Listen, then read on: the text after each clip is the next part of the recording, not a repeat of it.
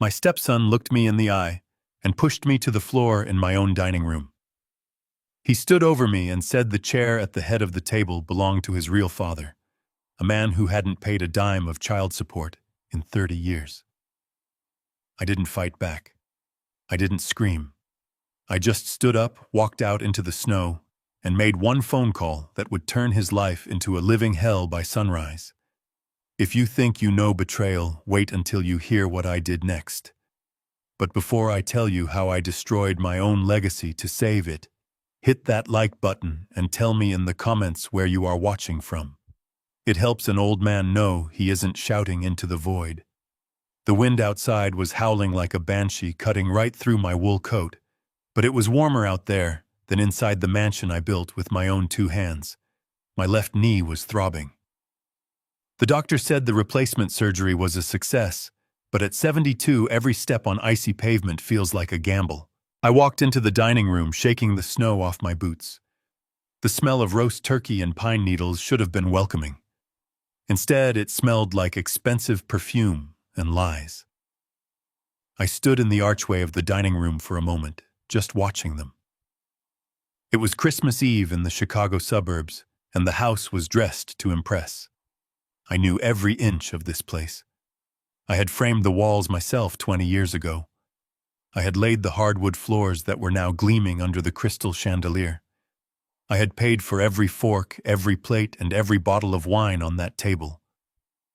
But as I looked at the people gathered there, I felt like a ghost haunting my own life. There was Linda, my wife of 15 years, laughing at something my daughter-in-law Tiffany was showing her on a phone. And there was Jason, my stepson, the boy I had taken in when he was a 20-year-old college dropout with gambling debts that would have gotten his legs broken. I paid the debts. I gave him a job. I gave him my name, Caldwell, because he said he needed the credibility to make it in this town. Now at 40, he was sitting at the head of the table, in my chair. That high-backed leather chair has been my spot for 40 years. It is where I signed the contracts that built half the schools in this county. It is where I sat when I figured out how to keep the company afloat during the recession of 2008. It is the captain's chair, and Jason was sprawling in it, swirling a glass of my best scotch, looking at me like I was the help who had wandered in through the wrong door. I limped over, leaning heavily on my cane. The conversation at the table died down as I approached. My knee gave a sharp twinge of warning, but I ignored it. "Jason," I said, keeping my voice low and steady, "you are in my seat." He didn't move. He didn't scramble up to apologize like he would have 10 years ago. He didn't even blink. He just smirked, that oily, arrogant smirk that has started to appear more and more lately as he took over the day-to-day operations of Caldwell and Sons. "This seat belongs to the man who brings in the money, Tom," he said loud enough for the grandkids to hear. "And let us be honest, you haven't been that man for a long time. You are just a relic, an antique." I felt the blood rush to my face. I looked at Linda, expecting her to intervene, expecting her to tell her son to show some respect to the man who paid for the roof over his head. But Linda just kept peeling an apple, her eyes focused on the fruit, refusing to meet my gaze. "Move, Jason," I said, my grip tightening on the cane. "It is Christmas. Do not make this a thing." Then he did something that made my blood run cold. He reached under the table and pulled out a framed photo. It was a black and white picture of his biological father, a man who died of liver failure 30 years ago, a man who beat Linda and abandoned Jason when he was a toddler. Jason slammed the frame onto the table right next to the gravy boat, rattling the silverware.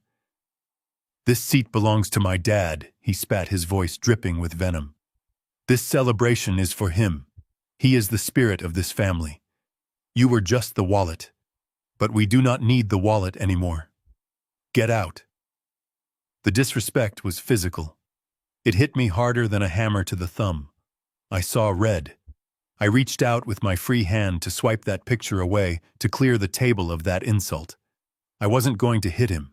I just wanted my place back. I wanted to reclaim the dignity of my home.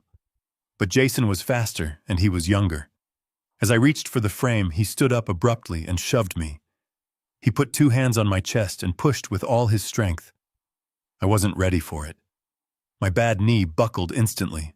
I went down like a sack of cement. My lower back hit the hardwood floor with a sickening crack that echoed through the silent room. Pain exploded up my spine, white-hot and blinding, stealing the air from my lungs. I lay there for a moment, staring up at the ceiling. I had plastered myself, gasping for breath, waiting for the concern, waiting for the apology. For a second, the room was dead silent. Then I heard it, a giggle.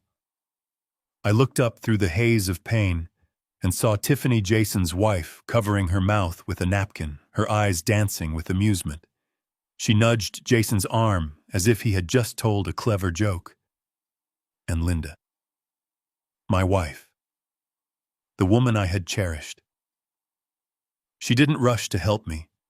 She didn't scream at her son for assaulting an old man. She rushed to the table to straighten the picture frame. "Oh, Tom, stop being so dramatic," she muttered, not even looking at me on the floor. "Just let him have the moment. You are ruining dinner." That was the moment. The exact second the blinders fell off my eyes. I lay there on the cold wood, the pain in my back throbbing in time with my heartbeat, and I realized the truth. I wasn't the patriarch of this family.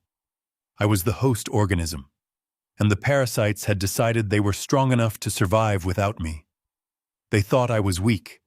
They thought I was a senile old man who would take the abuse because I was afraid of being alone. They thought that because I had signed some papers letting Jason manage the projects, I had given away the kingdom. They were wrong. I didn't yell. I didn't cry. I didn't threaten them. I grit my teeth and forced my old body upright, ignoring the screaming pain in my back and the stiffness in my knee.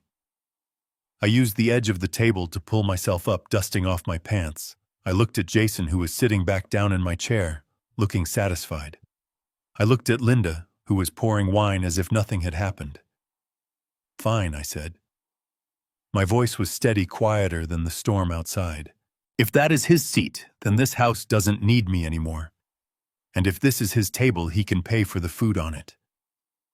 I turned my back on the warmth, on the feast, on the people who were supposed to love me.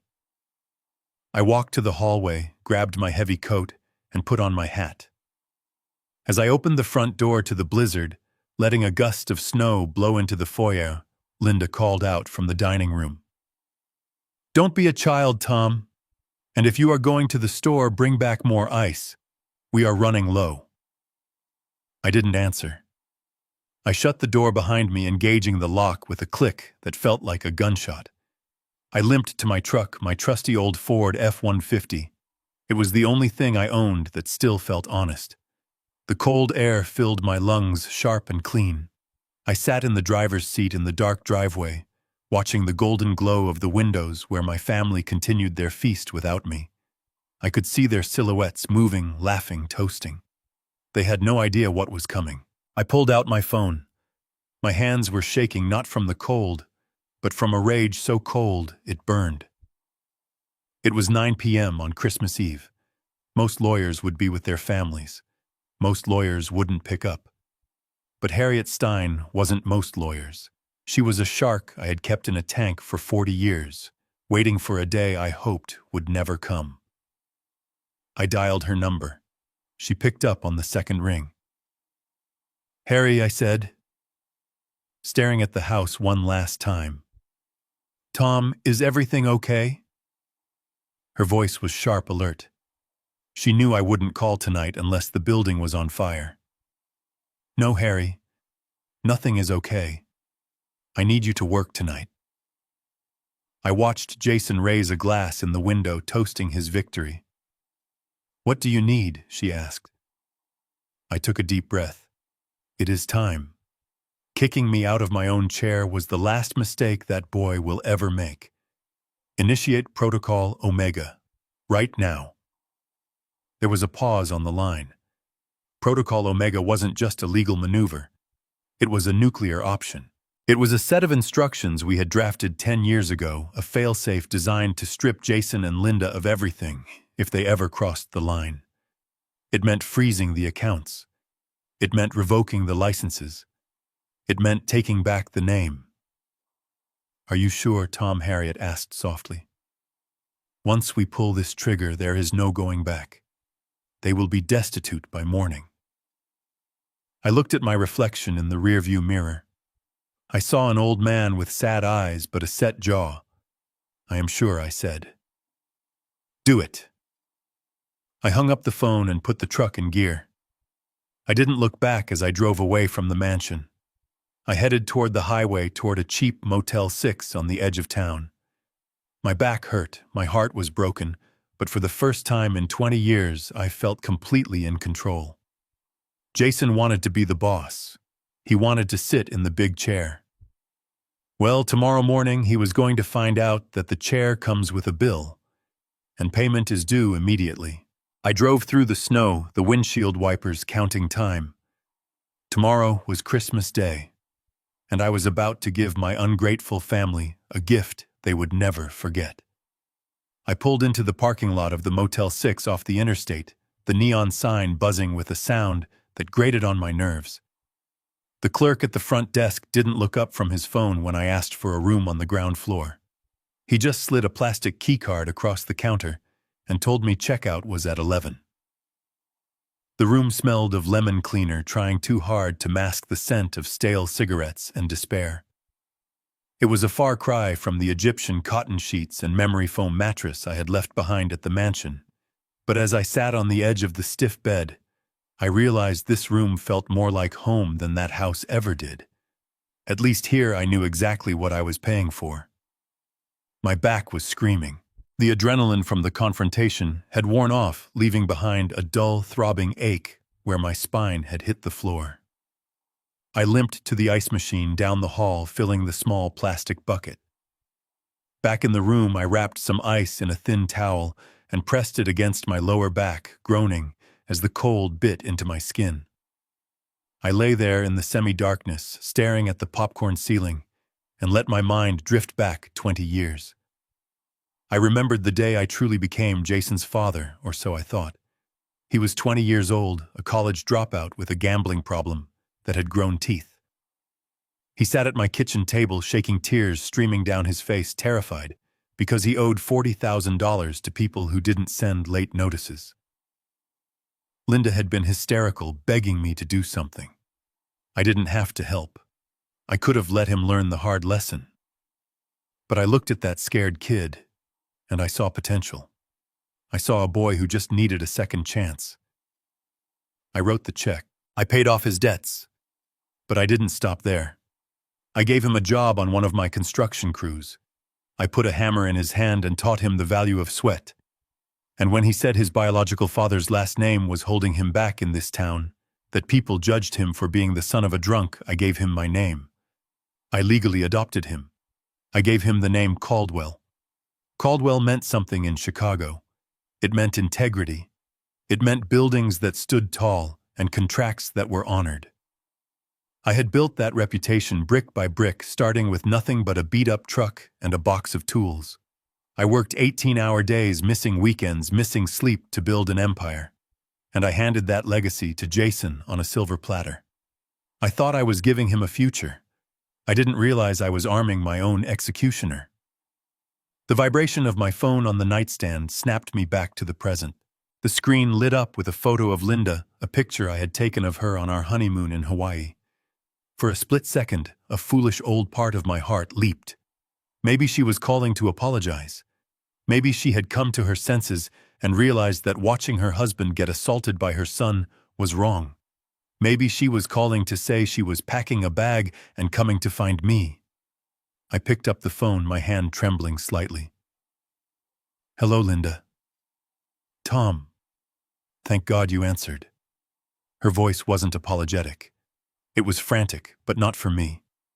"You have to come back. You are making a scene. The grandkids are asking where Pop went." I closed my eyes. "Is that all I am to you?" "A prop for the holiday photos. Don't be like that," she snapped, her tone hardening. "You ruined the mood, Tom. Jason is very upset. He was just trying to honor his father, and you made it all about you. You know how sensitive he is about his past. I sat up, the ice pack sliding off my back. I made it about me. He threw me on the floor, Linda. He physically assaulted me. He didn't mean to hurt you. She dismissed it effortlessly. He was just emotional. Look, just come home.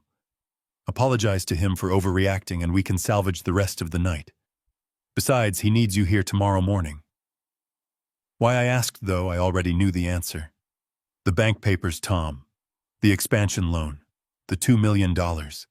He needs your signature on the guarantee first thing in the morning so he can fax it over. He has big plans for the company, and you are standing in the way with this petty tantrum. The silence that stretched between us was heavy. I finally understood. There was no love left in that house. There was no respect. There was only leverage. I was just the co-signer. I was just the credit score they needed to fund their delusions of grandeur. I am not coming home, Linda. I said, my voice flat and dead. And tell Jason not to wait up. I hung up before she could say another word. I turned off the phone and tossed it onto the other pillow. The last ember of empathy I had for them flickered and died in that cheap motel room. If they wanted to treat me like a business transaction, then I would show them how I handled bad business. I reached into my bag and pulled out my laptop. It was an old Dell, thick and heavy, the kind Jason used to make fun of. He always bragged about his sleek MacBooks and his tablets, treating me like a dinosaur who couldn't figure out how to open a PDF. He thought because I let him run the day-to-day operations, I was oblivious to the digital side of the business. He thought I was too old to understand online banking. He was wrong. I opened the laptop and waited for it to boot up. The screen glowed blue in the dim room. I connected to the motel's spotty Wi-Fi and navigated to the business banking portal. My fingers flew across the keyboard, entering the complex password I changed every month without telling anyone. Jason had his own login with limits I had set years ago, but he didn't know I had a master key to the entire kingdom. I logged in and the dashboard loaded. I clicked on the credit card activity. I hadn't looked at it in a few weeks, trusting my weekly reports from the accountant, but now I dug deeper. I bypassed the summary and went straight to the pending transactions. My breath hitched. It was a bloodbath. There was a charge from yesterday for $15,000 to a luxury travel agency, a first-class ski trip to Aspen for 4 people departing tomorrow morning. There was a charge for $5,000 at a high-end boutique in the city, probably a Christmas gift for Tiffany that I essentially paid for. There were charges for 5-star dinners, spa treatments, and even a down payment on a lease for a new Porsche 911. All of it on the company card. All of it listed under miscellaneous expenses. He was bleeding the company dry. He wasn't just disrespectful. He was a thief. He was using the credit line I had spent 40 years building to fund a lifestyle he hadn't earned. He was treating Caldwell and Sons like his personal piggy bank, confident that the old man would just sign the checks and look the other way. I felt a cold rage settle over me, sharper and more focused than the anger I felt at the house. This wasn't just about a chair anymore. This was about my name.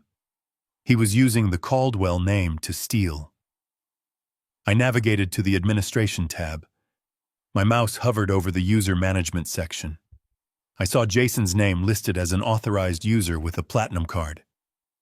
I saw Linda's name listed for a supplementary card I had given her for emergencies. I didn't hesitate. I didn't feel a shred of guilt.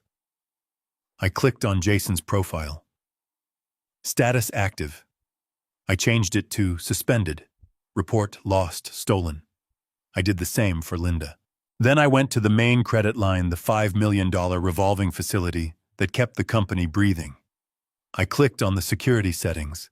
I initiated a total freeze on all outgoing transactions not authorized by the primary account holder.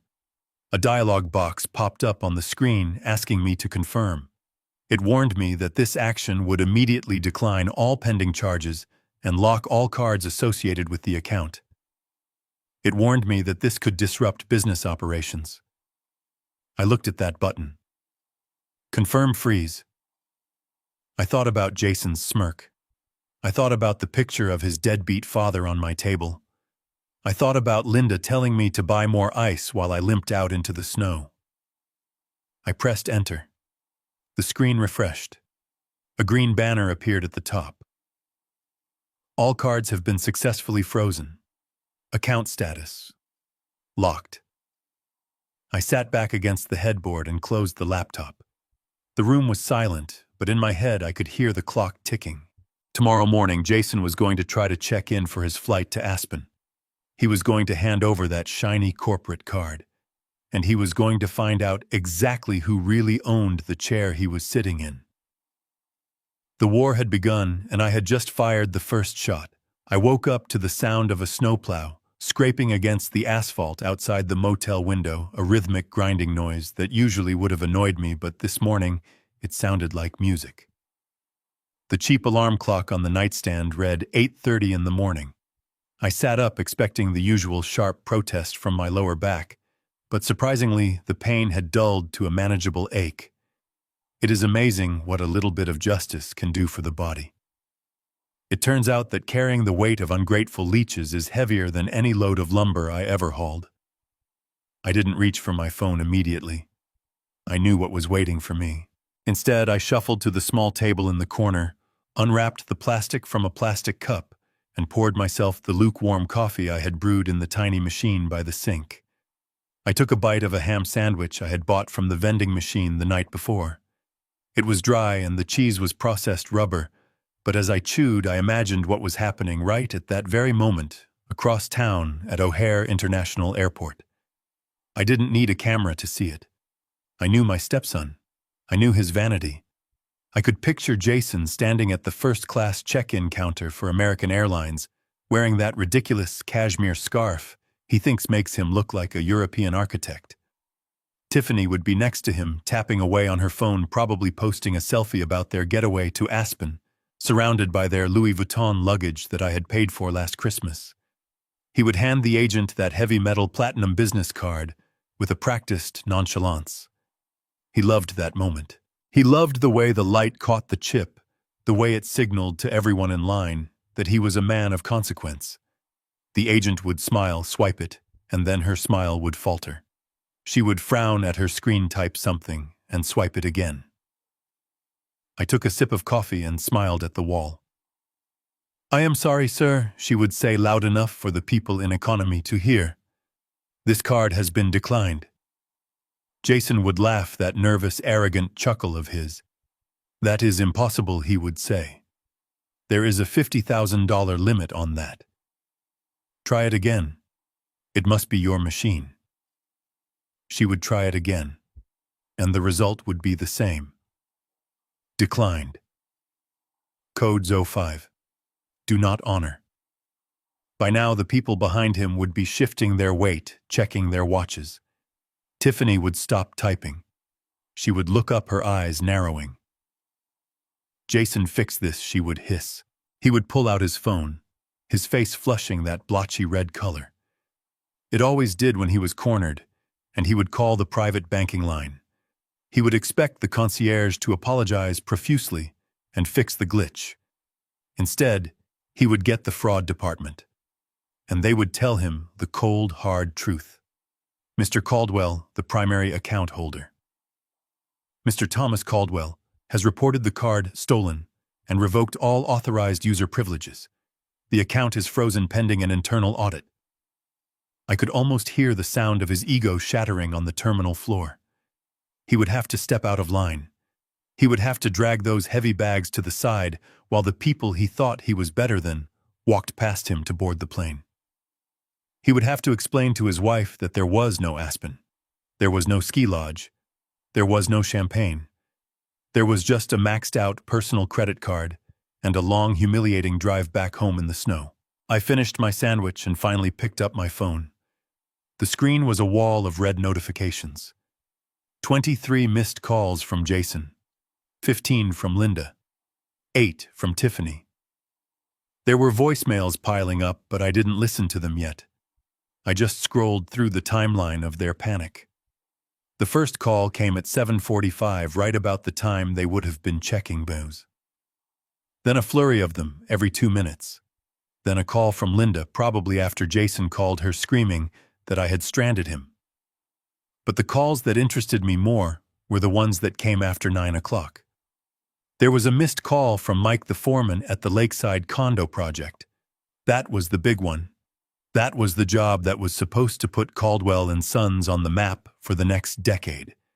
It was a $20 million contract, and they were at the critical stage. They were pouring the foundation for the parking structure today. I knew exactly what that call was about. When I froze the credit line last night, I didn't just cut off Jason's ski trip. I cut off the automatic vendor payments. The concrete supplier Miller Ready Mix was an old outfit run by a guy named Frank. Frank didn't play games. He had a strict policy: no credit, no concrete. If the pre-authorization for the day's pour didn't clear by 6 a.m., the trucks didn't roll. I could see the scene at the construction site as clearly as the one at the airport. A line of empty, muddy trenches where the foundation should be. A crew of 50 men standing around smoking cigarettes, drinking coffee, and getting paid by the hour to do absolutely nothing because the materials never showed up. Then there was the missed call from Al at Chicago Steel. That one made me wince just a little. Al and I went back 30 years. I had personally guaranteed the steel order for the framing. $500,000 of steel sitting in a yard waiting for delivery. When the credit freeze hit the system, it would have triggered a clause in our contract. If the guarantor's financial status changes or accounts are locked, the debt becomes due immediately. Al wouldn't be calling to chat. He would be calling to tell me he was placing a lien on the property by noon if he didn't get a wire transfer. I set the phone down on the bedspread. It was chaos. Absolute, unmitigated disaster. In less than 12 hours, I had brought a multi-million-dollar operation to its knees without lifting anything heavier than a laptop lid. And the beauty of it was that Jason had done this to himself. He was the one running the day-to-day. He was the one who was supposed to be the CEO. A real CEO would have had a contingency plan. A real CEO would have had his own capital. A real CEO wouldn't have assaulted his chairman of the board over a turkey dinner. I walked to the window and pulled back the curtain. The snow had stopped, leaving the world bright and blindingly white. I felt a strange sense of lightness. For years, I had worried about the business. I had worried about payroll. I had worried about keeping the lights on so Jason could play executive. Now watching it all burn down felt like watching a fever break. I decided to finally check the voicemails. I skipped Linda's sobbing pleas. I skipped Tiffany's screeching demands. I went straight to the last one from Jason, left 10 minutes ago. I put the phone to my ear. His voice was shaking, breathless, like he had been running or screaming. "Tom, pick up the phone, you old bastard. Do you have any idea what you have done? We are at the airport. They cut up my card. They cut it up right in front of Tiffany. And Frank just called me from the site." The concrete trucks turned around. They turned around Tom. "We are going to miss the pour window. Do you know what the penalties are for a delay like this? You are destroying the company. You are destroying my reputation. Fix this. Call the bank and tell them you made a mistake, or I swear to God." The voicemail cut off. He hadn't even asked if I was okay. He hadn't asked about my back. He was only worried about his reputation. His reputation. The boy didn't have a reputation. He had my reputation worn like a suit that was 3 sizes too big. I took a slow sip of the cold coffee. It was bitter, just the way I liked it. I wasn't going to fix it. I was going to let it sit. I was going to let him sweat. I was going to let him explain to the investors why the site was silent. I was going to let him explain to his wife why they weren't sipping mimosas in Aspen. I sat down on the edge of the bed and started to unlace my boots. I needed a shower. I needed to wash the stink of that motel off me before I went to see Harriet. We had a lot of paperwork to do. If Jason thought a frozen credit card was bad, wait until he saw the eviction notice for the office space. I owned that building too personally. It wasn't part of the company assets. Just as I was about to head to the bathroom, my phone buzzed again. A text message. I glanced at the screen. It was Jason. Crazy old man, you just declared war on your own son. You think you can humiliate me? I am going to the police. I am telling them you have dementia. I am telling them you are a danger to yourself and others. Enjoy your freedom while it lasts, because by tonight, you will be in a ward where you belong. I stared at the words. A chill went down my spine that had nothing to do with the drafty window. He wasn't just throwing a tantrum anymore. He was going for the throat. He was going to try to have me committed. He was going to use the legal system to strip me of my rights, to declare me incompetent, so he could take power of attorney and turn the money tap back on. I stood up, the pain in my back flaring up again, but this time it fueled me. He wanted a war. He wanted to play dirty. I grabbed my coat. The shower could wait. I needed to get to Harriet's office before the police came knocking on my door. Jason thought he was fighting a senile old man. He was about to find out he was fighting the man who poured the concrete he walked on. I parked my truck in the underground garage of the Stein & Associates building, the only vehicle there with rust on the fenders among a sea of BMWs and Mercedes.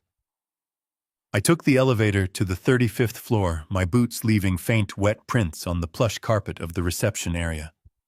Harriet was waiting for me in her corner office, a room that smelled of old books and expensive coffee. She didn't offer me a hug or a pitying look. She just pointed to the chair opposite her desk and pushed a steaming mug of black coffee toward me. She had the files spread out on her mahogany desk like a general reviewing a battlefield map. The documents were thick, bound in blue legal covers representing 40 years of sweat and blood. We sat in silence for a while, watching the snow fall against the floor-to-ceiling windows. It was a comfortable silence, the kind shared by two people who knew exactly where the bodies were buried because they had dug the holes together. 30 minutes later, the peace was shattered. We heard shouting in the reception area, the shrill voice of the receptionist trying to enforce protocol, and then the heavy thud of the double doors swinging open. Jason stormed in his face, a mask of red fury, still wearing his travel clothes, though the cashmere scarf now looked limp and ridiculous. Linda followed him, her mascara running down her cheeks, clutching her designer handbag like a shield. Jason didn't waste time with pleasantries. He marched straight to my chair, his hands balled into fists. He looked ready to swing, ready to finish what he started in the dining room. I didn't flinch. I just took a sip of coffee and looked at him over the rim of the mug.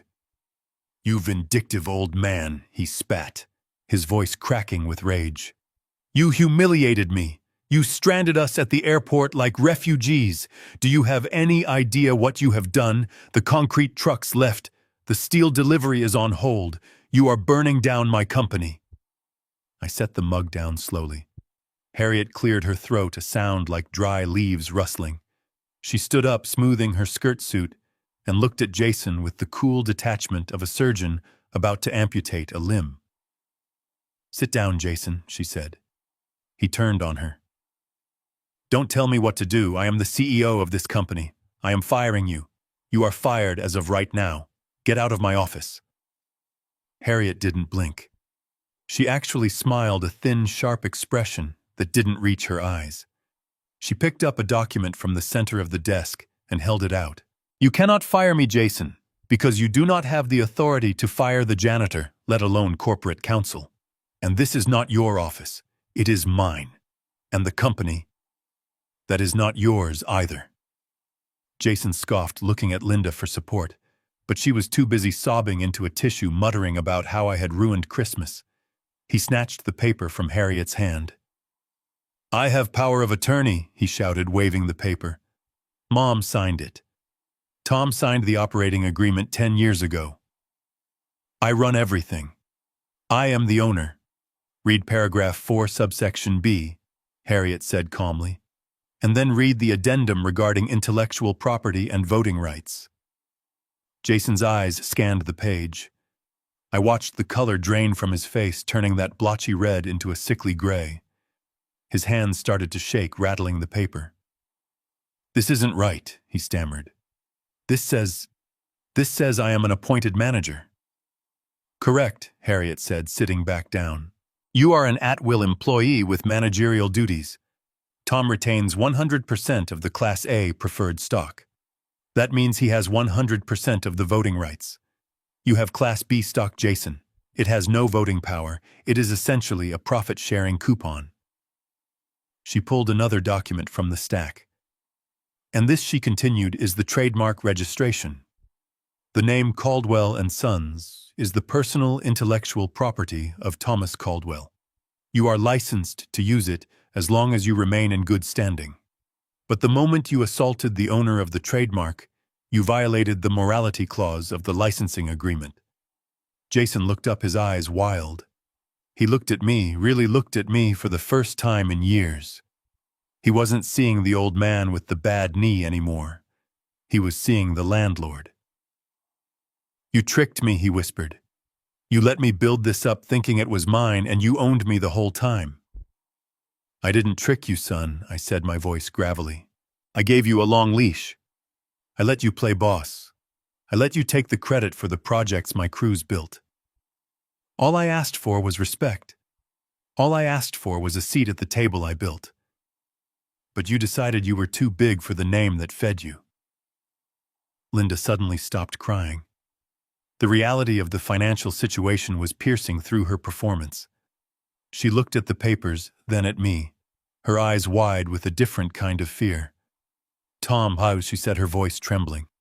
"If he doesn't own the company, does he have access to the accounts?" "No," Harriet answered for me. "The accounts are corporate assets. Jason has a signatory authority limit of $5,000 for operational expenses. Anything above that requires the primary holder's approval. Or in this case, the primary holder can revoke access entirely, which Tom did last night." Linda turned to Jason, hitting his arm. "You told me you owned 51%. You told me we were secure. You bought that Porsche on a lease you can't pay for." Jason shoved her hand away, his arrogance crumbling into desperate panic. He looked at the clock on the wall, then back at me. He moved around the desk, falling to his knees. It was a pathetic sight, a man in a $1,000 coat kneeling on the carpet, begging the man he had pushed to the floor less than 24 hours ago. "Dad, please," he said, the word dad sounding foreign and slimy coming from his mouth. "You have to unfreeze the accounts. You don't understand. It is not just about the concrete. It is the Lakeview project." "What about it?" I asked. "It is just another condo complex. We can pay the penalties for the delay. It won't kill us." "No, you don't get it," Jason said, sweat beading on his forehead. He grabbed my hand, his grip clammy and desperate. "We can't delay. We can't stop." "I took money, Dad. I took private money to cover the cost overruns because I didn't want to ask you for another loan." I pulled my hand away. "Private money. From who? The bank?" He shook his head frantically. "Not the bank. Investors. Private investors. They are not the kind of people who send late notices, Tom. They are the kind of people who send guys with baseball bats. If that concrete doesn't get poured today, if the inspectors start asking questions because the site is shut down, they are going to come for me." The room went cold. Harriet stopped shuffling papers. I looked at my stepson, really looked at him, and I saw the terror in his eyes. It wasn't the fear of bankruptcy. It was the fear of physical pain. It was the fear of death. "You went to loan sharks?" I asked, my voice rising. "You brought organized crime into my business, into the company that bears my father's name. They said it was a bridge loan." Jason blubbered, tears mixing with the snot on his face. "I just needed to float the steel costs until the next draw. But the interest, it kept going up. And now I owe them.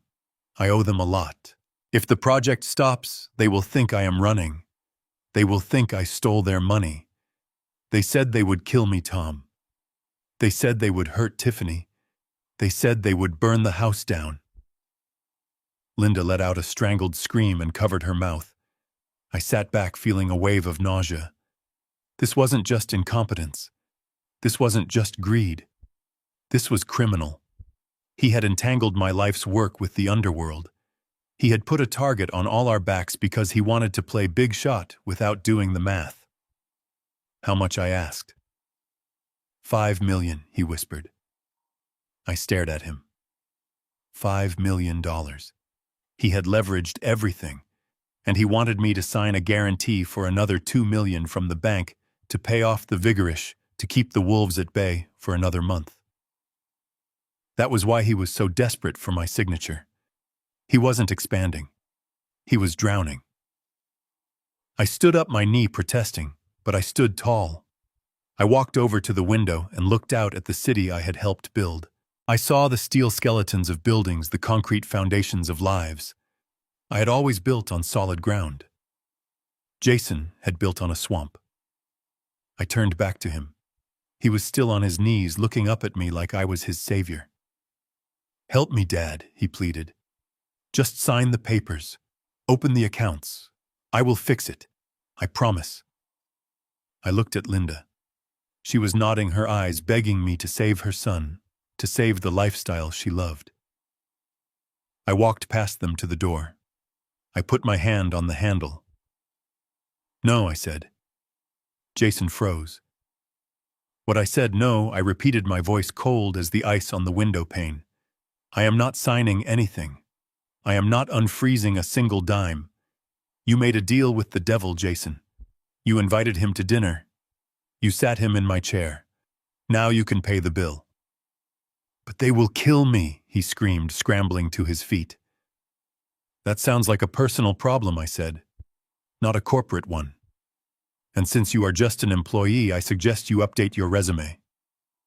I opened the door. "You can't do this!" Jason roared, his face twisting into something ugly and unrecognizable. "You are sentencing me to death." I looked him in the eye. "You sentenced yourself the moment you thought you were smarter than the man who taught you how to hold a hammer." He lunged for me, but the security guard Harriet had buzzed was already stepping into the room, a large man who blocked Jason's path with a wall of muscle. "You forced me to do this," Jason screamed as the guard grabbed his arm. "You hear me, old man? Whatever happens next is on your hands. You forced me." I walked out of the office and down the hall, leaving his screams behind me. But as I pressed the button for the elevator, my hand was shaking. I knew this wasn't over. A rat that is trapped doesn't just squeal, it bites. And Jason had just told me he was trapped in a cage with tigers. He was going to do something desperate. He was going to do something dangerous. And I needed to be ready. The knock on the door came at 6 in the morning, loud and authoritative, the kind of knock that doesn't expect to wait. I was already awake, sitting in the fraying armchair by the window, watching the sunrise paint the dirty snow in the parking lot, a pale shade of pink. I had been up for an hour, reviewing the printouts of the bank statements Harriet had sent over, mapping out the hemorrhage of cash Jason had inflicted on my life's work. I stood up, my knees popping, and walked to the door. I expected it to be the motel manager telling me my card had been declined, or maybe a delivery of breakfast. But when I pulled the heavy latch and swung the door open, I found 2 uniformed police officers and a woman in a beige pantsuit holding a clipboard. "Thomas Caldwell," the officer on the left asked. He was young, thick-necked, with eyes that scanned the room behind me before settling on my face. "I am," I said, tightening the belt of my robe. "Is there a problem, officers?" "We received a call for a welfare check," the woman said, stepping forward. Her voice was soft, practiced, the kind of tone you use with a frightened animal or a confused child. "My name is Sarah, and I am with Adult Protective Services. We have received some concerning reports about your safety and your current living conditions." I stared at her. Adult Protective Services. The words hung in the cold morning air like a threat. "My safety is fine," I said, trying to close the door a few inches. "I am just staying here for a few days while some work is being done on my house." "Mr. Caldwell." "Please," the officer said, putting a hand on the doorframe to stop me from closing it. We need to come in and have a chat. The report stated that you were involved in a violent altercation at your home on Christmas Eve and that you fled the scene in a state of extreme agitation. I didn't flee, I said, feeling my blood pressure begin to rise. I left. There is a difference, and the only violence was my stepson pushing me to the floor. The woman Sarah made a note on her clipboard. See, that is what we need to clarify. Your family is very worried about you. They stated that you have been exhibiting signs of confusion, aggression, and paranoia. They mentioned you have been making erratic financial decisions, closing accounts you don't remember opening, and believing people are stealing from you. They are concerned you might be suffering from a rapid onset of dementia. The word hit me harder than the floor had. Dementia. It was the perfect weapon. It was the one accusation that stripped a man of his credibility instantly. If I got angry, it was a symptom. If I denied it too vehemently, it was paranoia. If I refused to talk, it was confusion. Jason didn't just want to win the business argument. He wanted to erase me. He wanted to turn me into a non-person, a ward of the state, so Linda could step in as my guardian and sign the checks he needed to save his skin. I stepped back and let them in. The motel room looked terrible. There were takeout containers in the trash papers scattered on the bed, and my clothes were piled on a chair because there was no dresser. To me, it looked like a war room. To them, it looked like the nest of a man who had lost his grip on reality. Sarah walked around the room, touching the edge of the unmade bed, looking at the half-empty coffee cup. "Mr. Caldwell, do you know what day it is?" she asked, turning to face me. "It is December 26th, I said, keeping my voice level. "It is a Thursday. And who is the President of the United States?" I answered her. I answered every insulting basic question she threw at me. I told her my date of birth. I told her my social security number. I told her the name of the motel and the city we were in. She didn't look convinced. She looked at the laptop on the bed, open to the bank ledgers. "Your wife, Linda, she says you froze the company assets yesterday," Sarah said. "She says you left them stranded at the airport because you forgot they were going on a trip you had paid for. She says you thought they were stealing from you. I didn't think they were stealing," I said, my voice hardening despite my best efforts.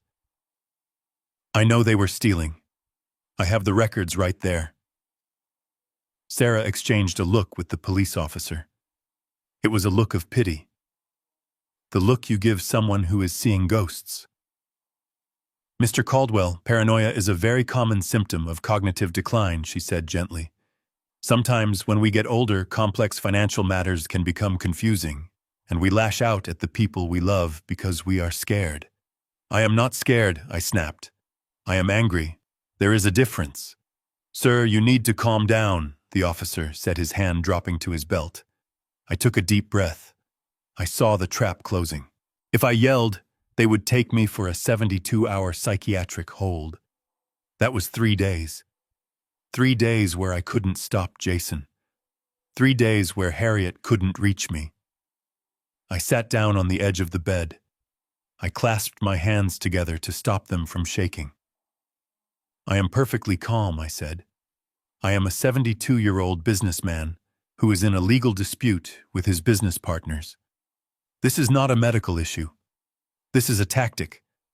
My stepson is trying to discredit me because I caught him embezzling funds. If you want proof, you can call my attorney, Harriet Stein. Her card is in my wallet." Sarah hesitated. She looked at the officers again. "We can certainly call her," she said. "But given the living conditions here and the reports of violence, we have a duty to ensure you are medically cleared. We would like you to come with us to the hospital for a full evaluation." "I am not going to a hospital," I said. "Mr. Caldwell," the officer said, stepping closer, "if we believe you are a danger to yourself or others, we don't need your permission. Your family says you threatened them. They say you have a weapon." I laughed, a dry, bitter sound. "A weapon? I have a walking cane and a bad knee. We need to check, sir." They searched the room. They went through my bag. They looked under the mattress. They found nothing but my clothes, my laptop, and my heart medication. But the accusation was enough. The seed was planted. I realized then that I had no choice. If I fought them, I would end up in handcuffs. If I went willingly, I could prove I was sane and get back to the fight. Fine, I said, standing up. I will go. But I am driving my own truck. I can't let you do that, sir, the officer said. You will ride with us. The ride to the hospital was the longest 20 minutes of my life. I sat in the back of the squad car, the hard plastic seat digging into my spine, watching the city pass by through the cage. I felt like a criminal. I felt small. I felt exactly how Jason wanted me to feel. Powerless. At the hospital, they put me in a room with no windows and took away my phone. They made me change into a paper gown. I sat there for hours, shivering, waiting for a doctor to come and decide if I was allowed to be a person again. Finally, a young doctor walked in. Dr. Eris. He looked tired, overworked, holding a thick file that I knew was full of Linda's lies. He started the tests. He made me draw a clock face. He made me count backward from 100 by sevens. He made me remember 3 words, apple penny table, and asked me to repeat them 5 minutes later. It was humiliating. I had built skyscrapers. I had negotiated multi-million-dollar contracts. And here I was, drawing a circle on a piece of paper to prove I wasn't crazy. I passed every test. I was sharp. I was focused. I explained the situation with Jason calmly and rationally. I saw the doctor's expression change from skepticism to understanding. He realized I wasn't the confused old man the report described. Mr. Caldwell, he said, closing the file, you seem perfectly lucid to me. Your cognitive functions are excellent for your age. I see no sign of dementia. Thank you, I said, relief washing over me. Can I leave now? He hesitated. Technically, yes. I am clearing you medically, but what? But there is a legal hold on your file, he said. Because of the APS report and the request for emergency guardianship filed this morning, I have to notify the social worker before you are released. It is just protocol. How long will that take? I asked, my stomach tightening. An hour, maybe 2. It took 4 hours. 4 hours of pacing that tiny room, waiting for the bureaucracy to catch up with the truth. When they finally gave me my clothes and my phone back, it was late afternoon. The sun was already going down. I turned on my phone as I walked out of the hospital doors into the biting cold. It buzzed immediately. A voicemail from Harriet. I dialed her back as I hailed a cab to take me back to the motel to get my truck. Harry, I said when she answered. I am out. They tried to pin dementia on me, but the doctor cleared me. I am heading to your office now. Tom, stop, Harriet said. Her voice was different. It wasn't the confident, shark-like tone she usually had. It was heavy, defeated. What is it? I asked, stopping on the sidewalk. You were unreachable for 8 hours, Tom, she said. In that time, Jason's lawyer went to a judge. They used the police report from the motel and the affidavit from Linda stating you were undergoing a psychiatric evaluation. So what I said? I passed the evaluation. I have the papers right here. It doesn't matter, not for today, she said. It was an ex parte hearing. You weren't there to defend yourself. The judge granted a temporary emergency conservatorship. He suspended your executive powers for 48 hours until a full hearing can be held on Monday. I felt the ground sway beneath me. Suspended. What does that mean, Harry? It means Linda has temporary control, she said quietly. And 10 minutes ago, the bank notified me. The freeze on the credit line was lifted by the temporary guardian. I closed my eyes. And the money. Jason initiated a wire transfer immediately, Harriet said. He moved $1 million from the operational reserve to an offshore vendor account I don't recognize. He claimed it was to pay the penalty for the concrete delay and secure new materials. $1 million. He had drained the war chest. He had taken the money I had set aside for taxes, for payroll, for emergencies. He stole it, I whispered. Technically, the acting CEO authorized a payment, Harriet said. We can fight it, Tom. We will get it back. But right now the money is gone, and you are legally sidelined until Monday morning. I hung up the phone. I stood there on the curb, the hospital lights buzzing behind me. Jason had won the round, the son. He had used the system, the police and my own wife, to tie my hands while he looted the safe. He thought he was clever. He thought he had beaten me. But as I stood there in the cold, I didn't feel defeated. I felt clarity. The law had failed me. My family had failed me. I looked at the cab pulling up. Take me to the impound lot, I told the driver. I wasn't going back to the motel. I wasn't going to wait for Monday. Jason had taken the gloves off. He had stolen $1 million. He had tried to lock me away in a padded room. He wanted to play dirty fine. I knew people who played dirty. I knew people who didn't care about court orders or conservatorships. I knew a private investigator named Mike who used to be a foreman for me back in the day, a man who knew how to find things that didn't want to be found. Jason thought the money was the problem. He didn't know that the money was just the trail. And tonight, I was going to follow it all the way to the end of the line. I pulled my truck out of the impound lot and drove straight to a payphone outside a 7-Eleven. I called Mike. He picked up on the second ring, his voice gravelly and reassuring. He didn't ask why I needed him at midnight. He just asked where. I told him to meet me at the old industrial park near the lake, the spot where we used to drink coffee and complain about the unions 20 years ago. Mike arrived 10 minutes after me in his battered sedan. He looked every bit the retired cop, worn leather jacket eyes that moved constantly, and a stillness about him that commanded respect. I climbed into his passenger seat, the heater blasting against the bitter cold. I told him everything. I didn't sugarcoat it. I told him about the conservatorship, the stolen million, the dementia accusation. He listened without interrupting, chewing on a toothpick. When I finished, he just nodded. So the kid is washing money, he said. It was a statement, not a question.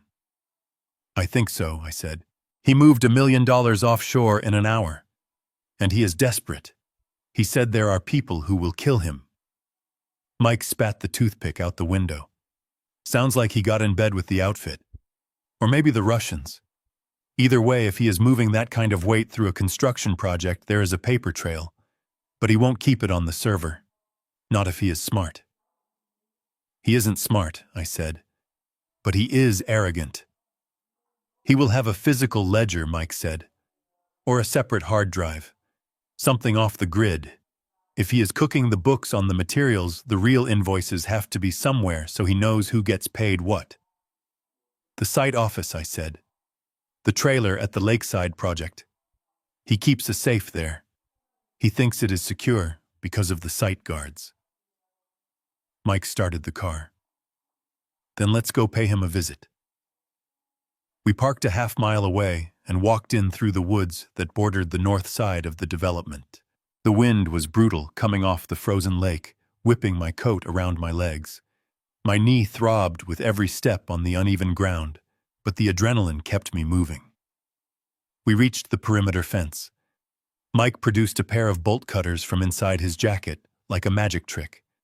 With a few sharp snaps, he opened a flap in the chain link, and we slipped through.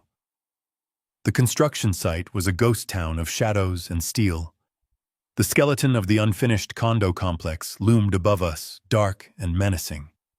I knew this site better than the back of my hand. I knew where the mud was deep and where the rebar was piled. We navigated through the maze of equipment, dodging the pools of light from the security towers. We reached the foundation pits where the concrete pour should have happened. I stopped. Something was wrong. I knelt down by one of the columns that had been poured last week. I took a small multi-tool from my pocket and scraped at the surface of the concrete. It flaked away too easily. It was soft. I shone my penlight on it, shielding the beam with my hand. The mix was wrong. It was too sandy. The aggregate was cheap. I moved to the rebar stacks nearby. I checked the stamp on the steel. It wasn't the American-made steel I had contracted for. It was cheap imported junk, the kind that rusts from the inside out. I looked at Mike. He is cutting the materials, I whispered. He is using substandard concrete and cheap steel. Mike crouched beside me. How bad is it? If this building goes up, I said, feeling a cold knot in my stomach that had nothing to do with the weather. It won't stand for 10 years. A heavy wind load or a minor tremor and this whole thing comes down. He isn't just stealing money, Mike. He is building a tomb. We moved to the site trailer. It was a double-wide unit sitting on blocks. The windows were dark. Mike picked the lock on the door in under 30 seconds. We slipped inside, the air smelling of stale coffee and blueprints. I went straight to the filing cabinet in the back office. It was locked but flimsy. I used a pry bar Mike handed me to pop the drawer. I started flipping through the files. At first it looked like standard paperwork, but buried at the bottom under a stack of safety regulations was a black binder. I opened it. It was the Rosetta Stone. It contained the real invoices. He was buying materials from a shell company called Apex Supply at a fraction of the cost, but billing Caldwell and Sons for premium grade. The difference, hundreds of thousands of dollars per shipment, was being funneled into an account in the Caymans. And there were names. Names of consultants who were getting monthly kickbacks. I recognized one of the names. It belonged to a known associate of the local mob. This is it, I whispered to Mike. He is laundering their money through the material costs. The mob gives him dirty cash. He buys cheap materials through their shell company bills, the project for full price, and the clean money goes back to them minus his cut. And my company is left holding the liability for a building made of papier-mâché. I pulled out my phone to take pictures of the ledger.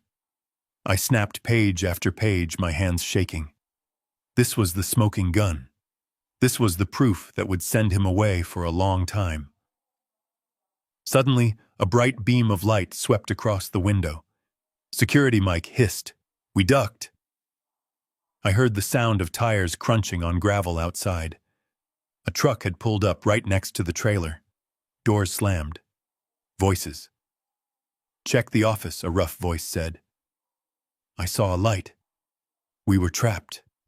There was no back door in this office. Just the one we came in. Window, Mike whispered, pointing to the small window above the desk. It was tight, but it was our only shot. Mike boosted me up. I squeezed through the opening, scraping my ribs, and tumbled out into the snow on the blind side of the trailer. Mike followed, landing heavily beside me. Hey, someone shouted from the front of the trailer. Run, Mike said. We took off. I ran faster than I had in 20 years, ignoring the fire in my lungs and the screaming of my knee. We sprinted toward the fence line, slipping on patches of ice.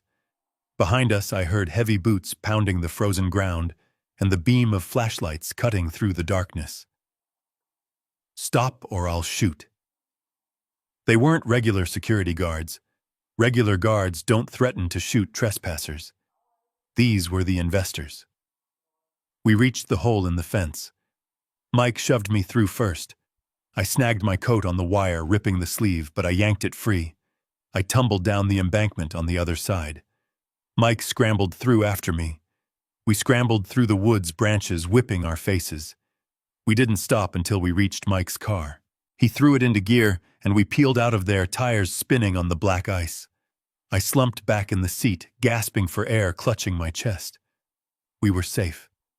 We had made it. Got the pictures, Mike asked, watching the rearview mirror. I reached into my coat pocket. My heart stopped. The pocket was ripped. The lining hung loose. My hand met nothing but empty fabric. My phone. I checked my other pockets. Nothing. I checked the floor of the car. Nothing. It must have fallen out when I snagged the fence, or when I tumbled down the hill. Stop the car, I said. We have to go back. Are you crazy? Mike said, speeding up. They are swarming that fence right now. If we go back, we are dead. But the evidence, I groaned. It is on the phone. It is gone, Tom, Mike said grimly. And they are going to find it. They are going to unlock it. And they are going to know exactly what you saw. I stared out the window at the passing darkness. I had held the truth in my hands. I had the weapon to destroy Jason and save my legacy. And I had dropped it in the mud. Now not only was I empty-handed, but Jason knew I knew.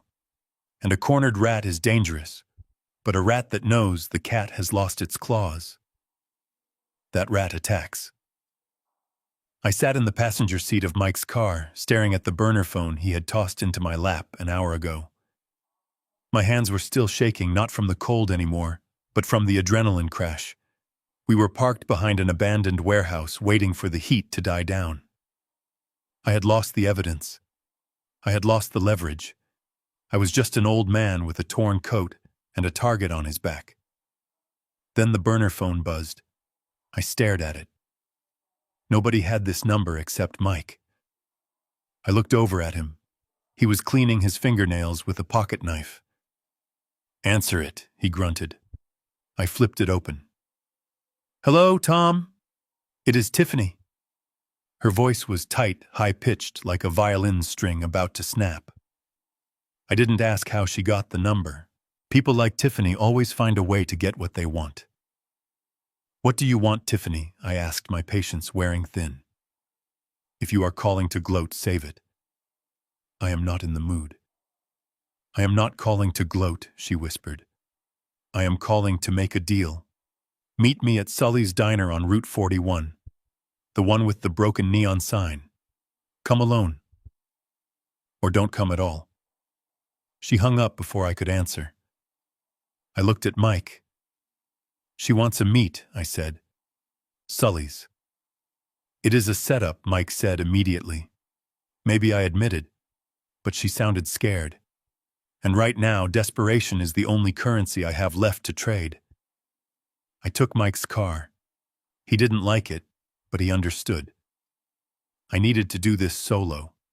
If Jason saw Mike, he would spook. I drove to the diner, the tires humming on the wet asphalt. Sully's was a relic from a different era, a chrome and grease joint that smelled of bacon grease and stale coffee. It was empty except for a trucker dozing in a back booth and a waitress who looked like she had been working the same shift since 1980. I chose a booth in the corner with a view of the door. I ordered a black coffee and waited. 10 minutes later, a car pulled up. It wasn't the Porsche. It was a rental sedan. Tiffany stepped out. She was wearing a trench coat and dark sunglasses, despite the fact that it was pitch black outside. She walked in looking over her shoulder and slid into the booth opposite me. She didn't say hello. She just took off her sunglasses. I drew in a sharp breath. The left side of her face was a mess of purple and yellow bruising. Her eye was swollen shut. Her lip was split. Jason. I asked, the anger simmering in my gut. I hated the woman, but no man has the right to put his hands on a woman. He is losing it, Tom, she said, her voice devoid of emotion. He came home after the airport. He was drinking. He started screaming about the money, about the mob, about you. I told him to calm down, that we could figure it out. He didn't want to hear it. He blamed me for the spending. He blamed me for the Aspen trip. Then he started swinging. She pulled a compact mirror from her purse and checked her makeup, wincing as she touched the bruise. I am leaving him, she stated flatly. I am filing for divorce in the morning, but I am not leaving empty-handed, and I am certainly not going to prison for his mistakes. I leaned forward. What do you have, Tiffany? She reached into her coat pocket and pulled out a small silver USB drive. She placed it on the Formica table and covered it with her hand. You saw the ledger at the site, didn't you? That is why you were there. That is why the security guards are tearing the woods apart right now looking for you. I didn't confirm or deny it. I just watched her hand. That ledger is just the tip of the iceberg, she said. Jason is sloppy. He thinks deleting a file puts it in the garbage can and empties it. But I used to be an accountant before I married into your money, Tom. I know how to keep records. This drive contains everything. The real books, the offshore accounts, the emails between Jason and the investors, the forged signatures on the loan documents. My eyes snapped up to hers. Forged signatures. She nodded, a grim smile touching her split lip. You didn't sign the mortgage on the Florida vacation home, Tom. Jason did. He practiced your signature for weeks. He leveraged that property to pay the initial buy-in for the mob deal. That is a felony. Fraud. Identity theft. It is all here. I looked at the silver stick under her manicured fingers. It was the key. It was the nail in the coffin. It was everything I needed to clear my name and bury Jason. What do you want? I asked. $500,000, she said, without blinking. Cash or wire transfer to an account in Switzerland. And I want immunity. You sign a document saying I was a whistleblower, that I cooperated, that I had no knowledge of the illegal activities until I found the evidence. I laughed, a dry, harsh sound. You want $500,000? You spent that much on shoes last year, and you want me to lie? You knew, Tiffany. You knew where the money was coming from. You enjoyed every cent of it. I suspected, she corrected. I didn't know the details. And frankly, Tom, you don't have a choice. Jason knows you were at the site. He knows you saw the physical ledger. But he burned it an hour ago. He torched the trailer. The physical evidence is gone. This drive is the only copy left. Without it, it is your word against his. And right now you are the crazy old man who assaulted his son and got committed to a psych ward. Who is the jury going to believe I looked at her, really looked at her? She was a survivor. She was a rat fleeing a sinking ship, but she had made sure to grab a life raft made of gold before she jumped. I felt a wave of disgust so potent it tasted like bile. She was selling her husband, the father of her stepchildren, not because it was the right thing to do, but because the check cleared. But I was a builder, and sometimes you have to work in the mud to lay a foundation. Fine, I said, but I don't have that kind of liquidity right now. Jason drained the operating accounts. I know you have personal reserves, she said. The trust, or sell the Florida house.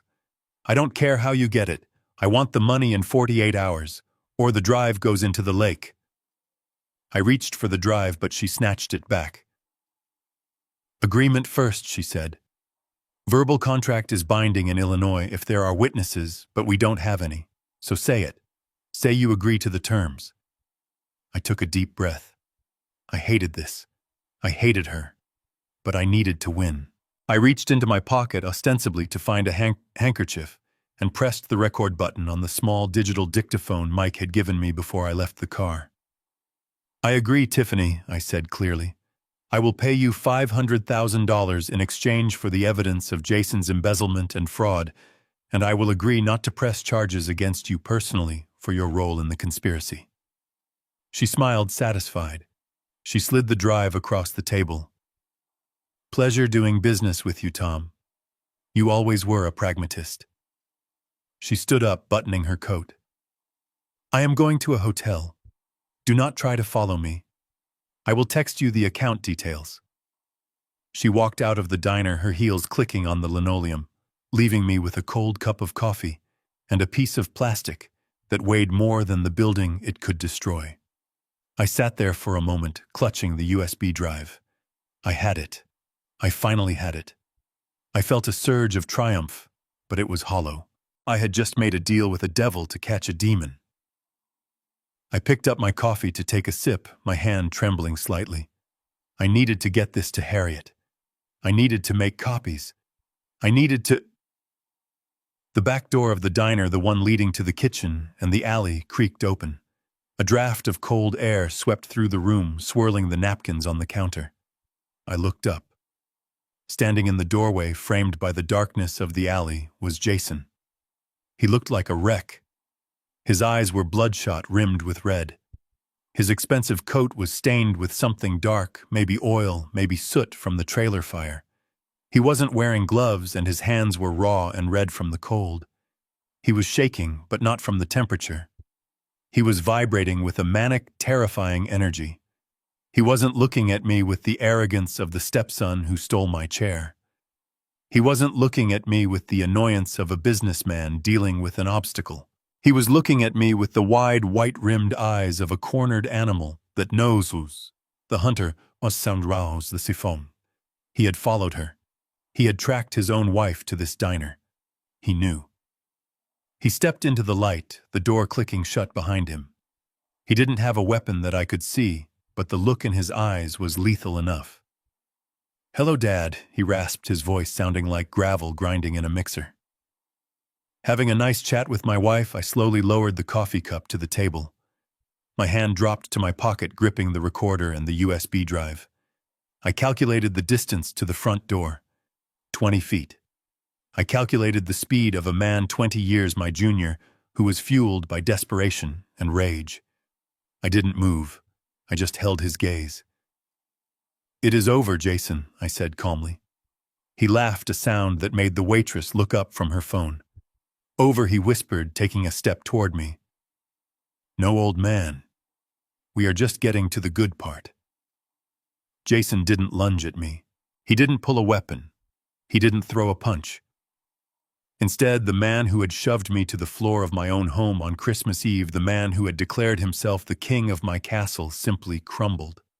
His legs gave out as if the strings holding him upright had been severed by an invisible blade. He collapsed onto the dirty linoleum floor of the diner, right there between the booths, his knees hitting the ground with a heavy, wet thud that made me wince in sympathy despite myself. He grabbed the edge of the table with dirty, trembling hands, his knuckles white, his head bowing until his forehead rested against the formica, and then he began to weep. It wasn't the crying of a child who scraped his knee. It was the guttural, terrifying sobbing of a man who has looked into the abyss and seen it looking back. "Help me, Dad," he choked out the words, wet and broken. "Please, you have to help me. They are going to kill me." The waitress, who had been watching from the counter with her phone in hand, took a step back, her eyes wide. I held up a hand to signal her that it was okay, though I wasn't sure if it was. I looked down at the top of his head. His hair was thinning just like his biological father's had. For a moment, the rage that had been fueling me for the last 48 hours flickered. "Get up, Jason," I said, my voice low. "You are making a scene." He looked up at me, his face a mask of absolute terror. Snot was running from his nose, mixing with the tears and the grime on his cheeks. "I can't get up," he whispered. "I can't breathe. You don't know what they did to the last guy who couldn't pay. They don't just kill you, Tom. They hurt you first. They take everything." How much, Jason, I asked, though Tiffany had already told me. I needed to hear him say it. I needed him to confess. 5 million, he sobbed. 5 million principal plus the vigorish. The interest is compounding every week. I tried to pay them with the draw from the Lakeside project, but I spent too much on the materials scam trying to cover the tracks. And then you froze the accounts. When that transfer didn't go through yesterday, they called me. They sent me a picture of the house. A picture of Tiffany walking to her car. He reached out and grabbed my coat sleeve, his grip desperate and claw-like. "You have the money, Dad. I know you do. You have assets. You have the trust. Just sign the guarantee. Just unfreeze the lines. I will pay it back. I swear on my life I will work for free for the rest of my life. I will do whatever you want. Just don't let them kill me." He buried his face in my coat, sobbing like a toddler. "I am your son," he wailed. "You raised me. You took me in. You can't let me die. Not like this.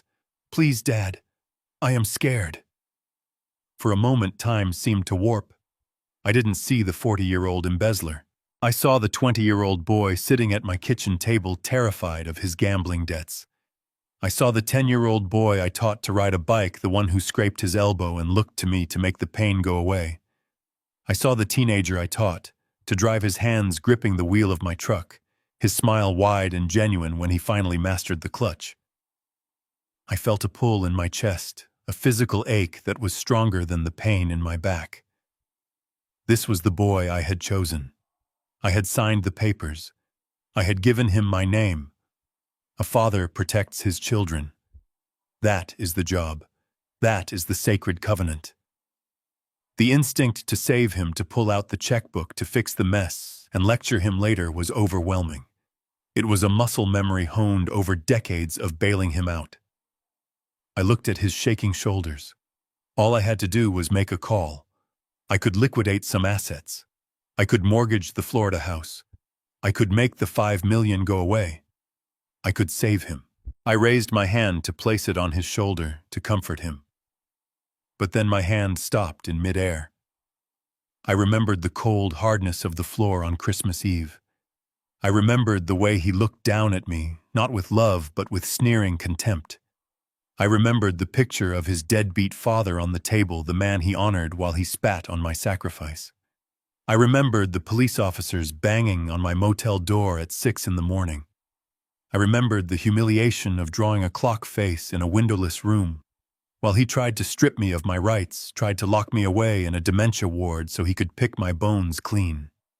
He wasn't crying because he was sorry. He wasn't begging because he loved me. He was crying because he had lost. He was begging because I was the only wallet left in the room. If I saved him now, I wouldn't be saving my son. I would be feeding a monster that would eventually eat me whole. I slowly lowered my hand, not to his shoulder, but to my side. The moment of weakness passed, replaced by a cold steel resolve.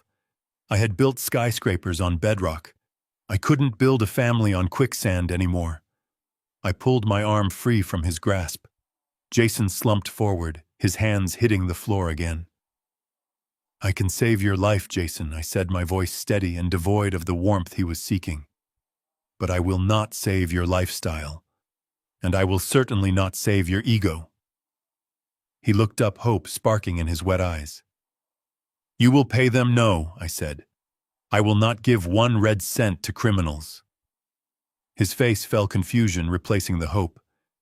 "Then what?" "What are you saying?" "I am saying there is a way out," I told him. "You go to the FBI, you turn yourself in, you give them the names. You give them the dates. You give them the ledger. You become a witness. They will put you in protective custody. The mob can't touch you in federal prison." Jason stared at me as if I had spoken in a foreign language. "Prison? You want me to go to prison?" "It is the only way you stay alive," I said. "You confess to the fraud. You confess to the embezzlement. You serve your time. You pay your debt to society and you come out a free man. It will be hard. It will be ugly. But you will be alive." He slowly stood up, using the table for support. The sorrow in his face began to curdle into something else, something darker, something familiar. "You want me to rot in a cell," he whispered.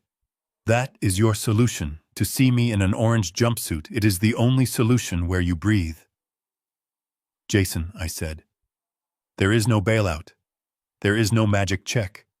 The bank of Tom Caldwell is closed, permanently. The transformation was instant. The terrified child vanished, and the arrogant, entitled predator returned. His eyes narrowed and his lip curled back in a snarl. "You hate me," he spat. "You have always hated me. You just want to see me fail. You want to see me crawl." "I don't hate you," I said sadly. "I pity you. Pity." He laughed a sharp, manic bark. "You think you are untouchable? You think you hold all the cards?" He looked down at my pocket, where the outline of the USB drive was visible. "Give it to me," he demanded, holding out his hand. "No," I said. "Give it to me," he screamed, lunging across the gap between us. He didn't shove me this time. He tackled me. He drove his shoulder into my chest, slamming me back against the booth. The air left my lungs in a painful whoosh. My coffee cup flew off the table, shattering on the floor. I felt his hands clawing at my coat, tearing at the fabric, trying to get into the pocket. I grabbed his wrists, trying to hold him back, but he was younger, stronger, and fueled by a manic desperation. His elbow struck my jaw, snapping my head back. I tasted blood. "Give it to me, you old fool." He grunted, his face inches from mine, his breath smelling of stale liquor and fear. "I need that drive." I kicked at his shins, struggling to keep my footing, but he had me pinned against the vinyl seat. His hand found the pocket. He ripped the fabric, his fingers closing around the cold metal of the USB stick. "Hey, get off him!" The voice boomed from the doorway, loud and commanding. Jason froze, his hand still in my pocket. He turned his head. Mike was standing there, filling the entrance of the diner. He wasn't just standing. He was holding a tire iron, tapping it gently against his open palm. He looked like a nightmare wrapped in a leather jacket. I said, "Let him go," Mike growled, taking a step forward. "Unless you want to see what this iron does to a kneecap." Jason looked at Mike, then back at me. He looked at the USB drive in his hand, then at the tire iron. He did the math. He shoved me one last time hard, sending me sliding along the booth seat. He didn't try to fight Mike. He didn't try to finish the job. He scrambled backward, tripping over his own feet, and bolted for the back door. He burst out into the alley, leaving the door swinging in the cold wind. I heard his footsteps pounding on the pavement, fading into the night. I sat there, gasping for breath, clutching my torn coat. My jaw throbbed. My ribs ached. But I was alive. And as I reached into my pocket, my fingers brushed against something hard and plastic. He hadn't taken the drive. In his panic, he had grabbed the digital recorder instead. Mike walked over, lowering the tire iron. "You okay, Tom?" I nodded, spitting a little blood onto the floor. "I am okay." He ran. "Let him run," Mike said, looking at the back door. "He has nowhere to go. The rats always run when the lights come on." Mike helped me up. We walked out to his car in silence. The adrenaline was fading, leaving me exhausted, bone-deep tired. I sat in the passenger seat as Mike drove us away from the diner, away from the violence, away from the wreckage of my family. My phone buzzed in my pocket. It was a text message. I pulled it out, expecting a threat from Jason. But it wasn't him. It was Harriet. I read the message, and for the first time in days, a genuine smile touched my lips. "Tom." The results of the independent psychiatric evaluation came back. "You passed with flying colors. The judge just signed the order. The temporary conservatorship is lifted immediately. You have full control again." And Tom Jason sent out a blast email to the board of directors an hour ago. He called an emergency shareholder meeting for tomorrow morning at 9 a.m. The agenda says removal of chairman due to incapacity. He thinks he still has you trapped. He doesn't know you are free. I lowered the phone and looked out at the city lights streaking by. Jason thought he was walking into a coronation tomorrow. He thought he was going to stand in front of the board and bury me. He didn't know I was bringing a shovel of my own. "Take me to the office, Mike," I said. "Tonight?" Mike asked. "Tonight," I replied. "I have a presentation to prepare. Tomorrow morning my stepson wants a meeting. I am going to give him a funeral." The boardroom on the top floor of the Caldwell & Sons building was a masterpiece of intimidation, a space I had designed to make anyone sitting on the other side of the table feel small. The walls were glass, offering a panoramic view of the Chicago skyline, a city built on steel and ambition. In the center of the room, at a 30-foot table made of imported mahogany polished to a mirror shine. And at the head of that table, sitting in the executive chair that had been mine for 40 years, was Jason. He looked terrible, his eyes rimmed with red and his skin pasty, but he wore a smile that was all teeth and triumph. He thought he had won. He thought the digital recorder he had wrestled from my pocket the night before was the only copy of the evidence. He thought I was still legally incapacitated, a senile old man who had wandered into a lion's den. To his right sat Linda, nervously twisting her wedding ring, her eyes darting between her son and the door. And lining the rest of the table were the investors. They weren't the usual bankers or venture capitalists I had dealt with for decades. These men wore suits that cost more than my truck, but they didn't wear them comfortably. They sat with a heaviness, a silent menace that filled the room. I recognized the man at the far end, a guy named Sal, looking at his watch with bored indifference. He was the representative for the loan sharks Jason had crawled into bed with. He was there to make sure his investment was protected, or to give the signal to tear it down. I stood outside the double glass doors, adjusting the cuff of my new shirt. Behind me stood 3 men in dark windbreakers with yellow lettering on the back, and a woman carrying a briefcase that looked heavy enough to crack a skull. I didn't feel fear. I didn't feel hesitation. I felt the cold, hard certainty of a demolition expert pressing the plunger. I pushed the doors open and walked in. The conversation in the room died instantly. Jason looked up, his smile faltering for a fraction of a second before he recovered his arrogance. He stood up, spreading his arms wide as if welcoming a wayward child.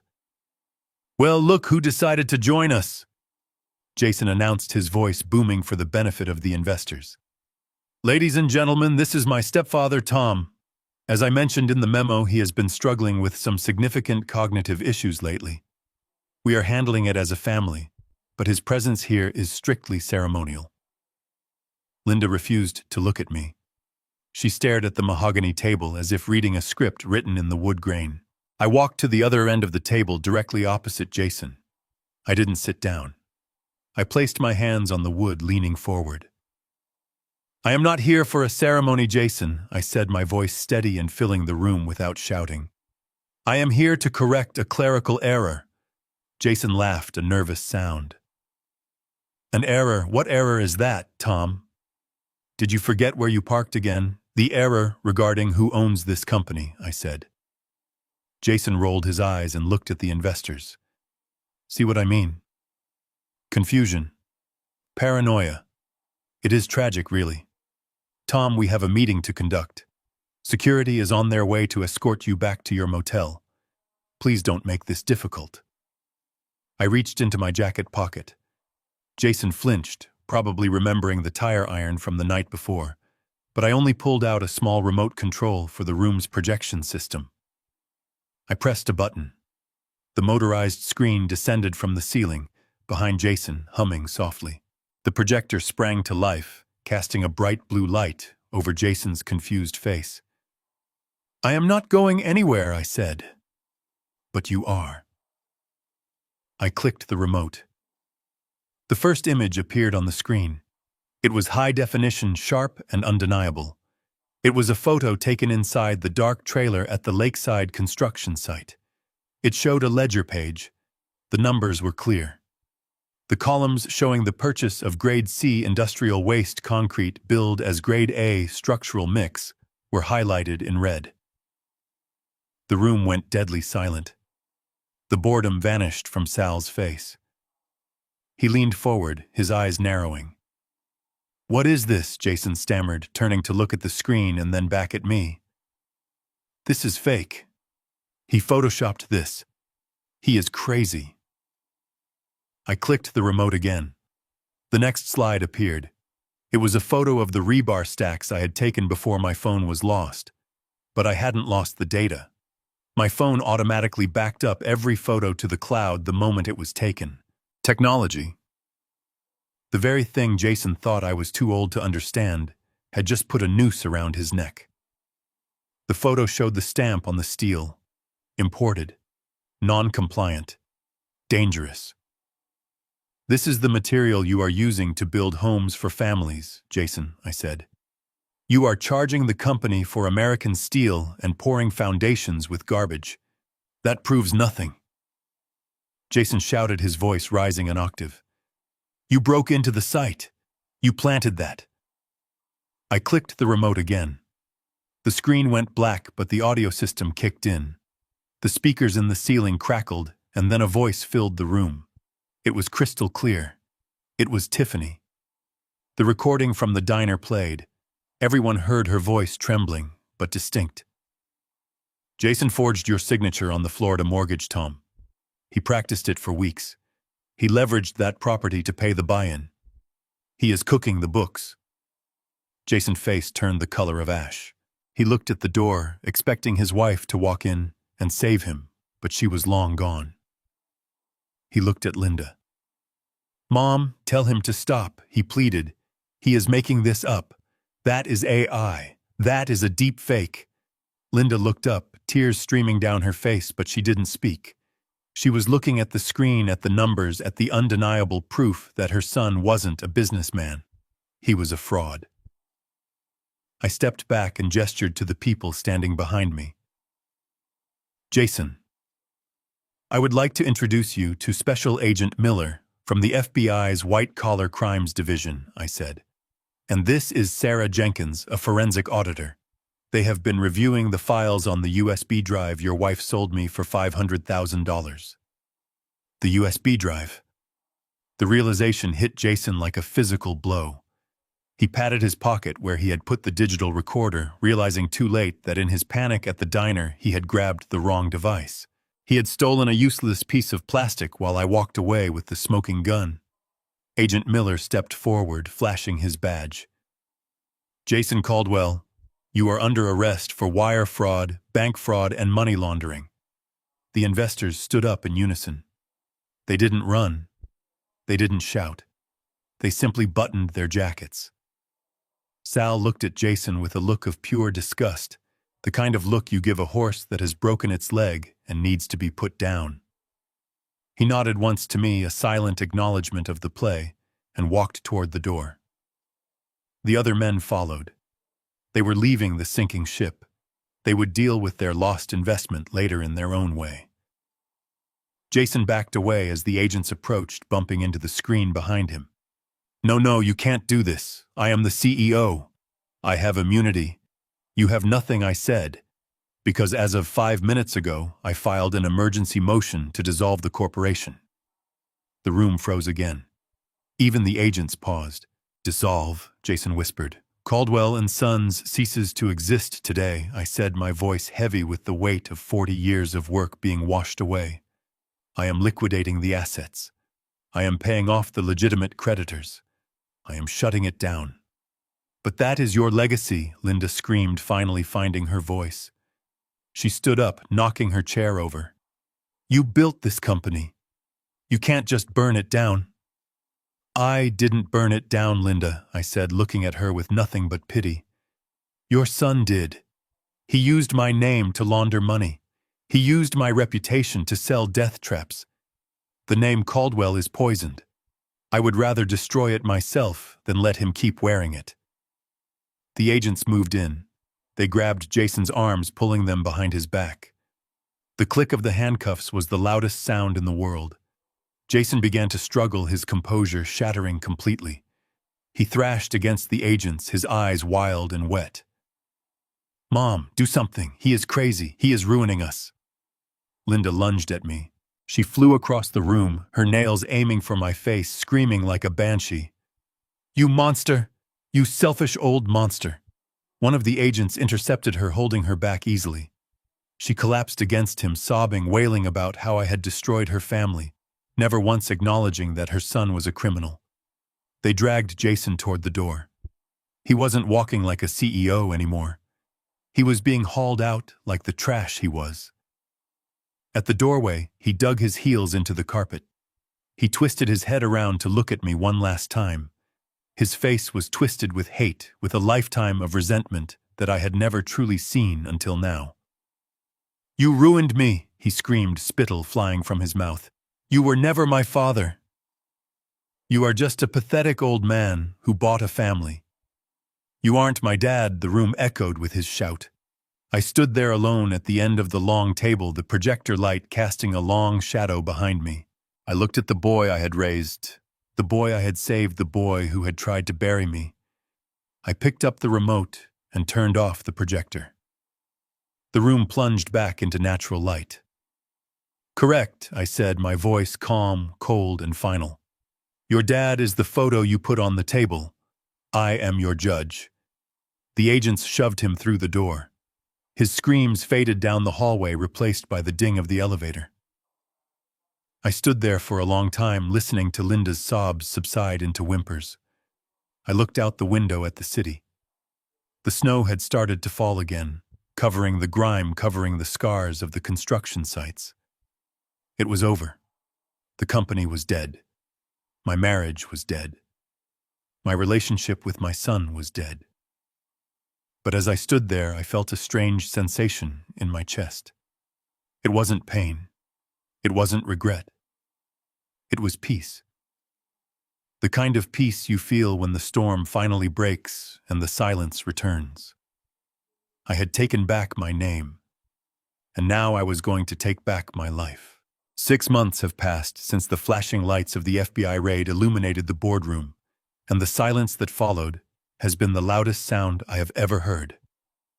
Chicago is a memory now, a gray smudge in my rearview mirror.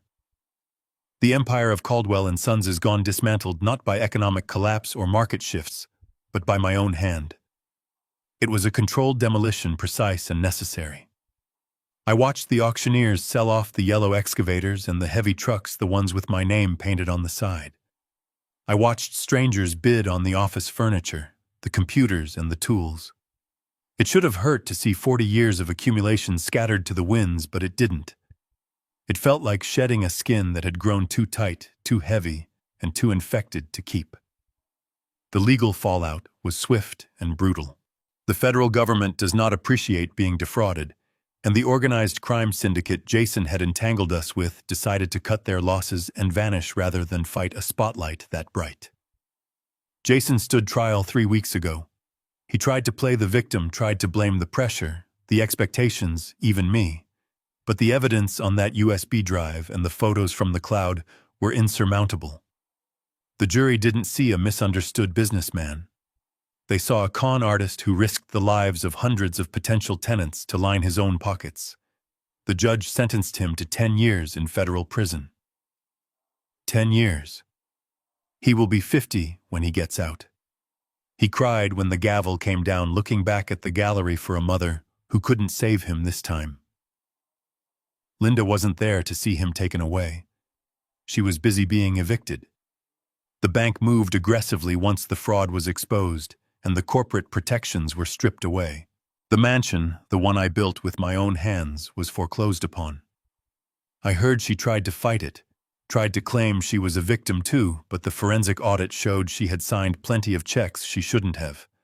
She lost the house, the cars, the country club membership, everything. Last I heard, she is living in a 1-bedroom subsidized apartment on the south side, working the register at a grocery store. She called me once about a month ago. I didn't answer. I just blocked the number.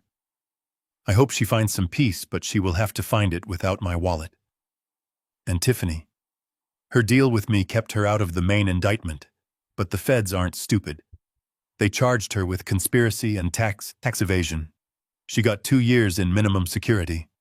The $500,000 she tried to extort from me was seized as proceeds of a crime before she could spend a dime of it. She sold her husband for a payday she never got to touch. As for me, I am no longer the man who sleeps in a Motel 6. I liquidated everything. The land, the commercial properties, the personal assets that were protected from the company's collapse. I paid off every honest creditor, every supplier, and every worker who lost their job because of Jason's greed. I made sure the men who poured concrete and bent steel for me were made whole. It cost me a fortune, but it bought me back my sleep. When the dust settled, I still had enough. More than enough. I packed my truck, the same old Ford that had been my command center that Christmas Eve, and I drove west. I drove until the skyscrapers turned into cornfields and the cornfields turned into mountains. I drove until the air tasted different, cleaner, sharper. I bought a place in Montana, a small cabin on the edge of a lake that looks like a mirror in the morning light. It isn't a mansion. It doesn't have a chandelier or marble floors. It has rough-hewn log walls and a wood-burning stove, but it has something the Chicago house never had. It has peace. Next to the cabin, I built a workshop. It is the heart of my new life. It smells of sawdust, varnish, and fresh pine. I spend my days there not managing contracts or arguing with bankers, but working with my hands again. I missed the feel of wood grain under my fingers. I missed the simple, honest math of a tape measure and a saw.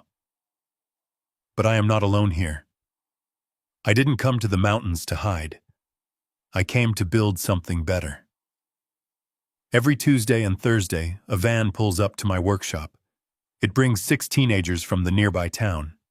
These aren't the honor roll kids. These are the kids the system has given up on. The ones with records, with anger issues, with fathers who left, or mothers who can't cope. They are kids who remind me of Jason 20 years ago before the rot set in. I call it the Second Chance Workshop. I teach them carpentry. I teach them how to plane a board until it is smooth as glass. I teach them how to join 2 pieces of wood so tightly you can't slide a piece of paper between them. But mostly, I teach them that you can't cheat the material. Wood is honest. If you cut corners, it warps. If you don't measure, it doesn't fit. You can't lie to a piece of oak. There is one boy, Leo. He is 17 with a chip on his shoulder the size of a boulder. He reminds me so much of myself at that age. Last week, he messed up a cut. He threw his safety goggles across the room and started to storm out. I didn't yell. I didn't lecture him. I just picked up the goggles and handed them back to him. Start over, I told him. The wood doesn't care that you are angry. It only cares that you are precise. He looked at me, waiting for the judgment, waiting for the rejection. When it didn't come, he took the goggles. He went back to the bench. And he cut it right. The look on his face when the pieces clicked together, that flash of pride in his own competence, was worth more to me than the entire value of Caldwell and Sons. Right now, I am standing at my workbench, the afternoon sun streaming through the dust motes, dancing in the air. I am finishing a project I have been working on for a month. It is a chair. It is made of solid white oak, heavy and substantial. I hand-turned the legs on the lathe. I steam-bent the back slats. I sanded it by hand until the wood felt like silk. It isn't a throne. It doesn't have leather padding or gold tacks. It is simple. It is sturdy. It is built to hold a man who has worked hard all day and needs a place to rest. I run my hand along the armrest, feeling the strength of the joinery. This chair will last 100 years. It won't break if you lean back. It won't wobble. It is real. I think back to that dining room in Chicago. I think about the high-backed leather chair that Jason coveted so much, the symbol of power he thought he could steal by pushing an old man to the floor. I heard from a friend back east that the bank auctioned off the contents of the house last week. They sold the dining set, that big impressive leather chair. It went for $50 to a used furniture dealer. It was just a chair. It was just wood and leather and foam. It didn't have any magic. It didn't make the person sitting in it a leader. I wipe a smudge of sawdust from the seat of my new oak chair. I turn to Leo, who is sweeping up the floor. "Hey, Leo," I call out. "Come here." He walks over, leaning on his broom. "What is up, Mr. Tom?" "Try it out," I say, gesturing to the chair. He looks surprised. Me. "But you spent weeks on that." "It is a chair, Leo," I say. "It is made for sitting." "Sit." He sits down cautiously, testing the weight. He leans back, his arms resting on the oak. He smiles. "It fits," he says. "It feels strong." "It is yours," I tell him.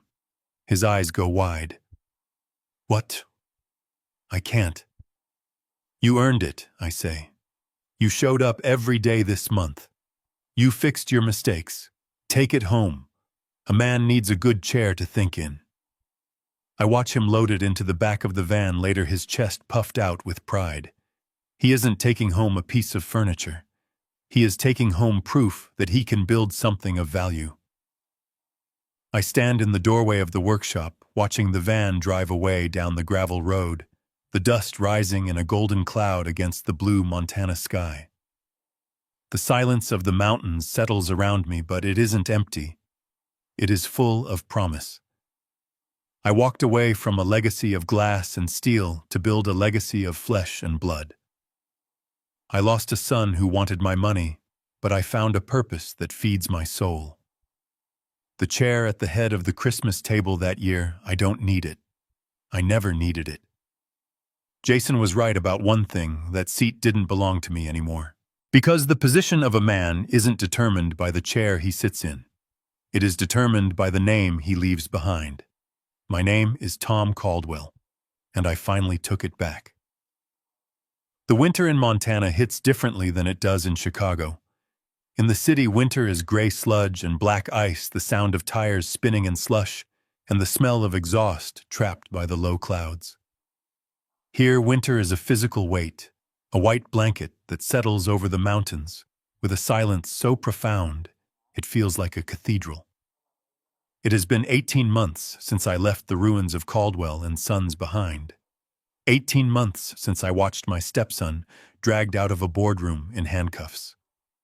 You would think, after all that drama, I would just want to sit by the fire and watch the snow fall.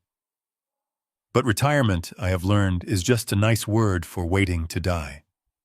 And I am not done living yet. The Second Chance workshop has grown. It started with 6 kids and a few hand tools. Now I have 20 students, 3 shifts, and a waiting list. The town council, initially skeptical of a rich stranger teaching delinquents how to wield chisels, has come around. They saw the change in the kids.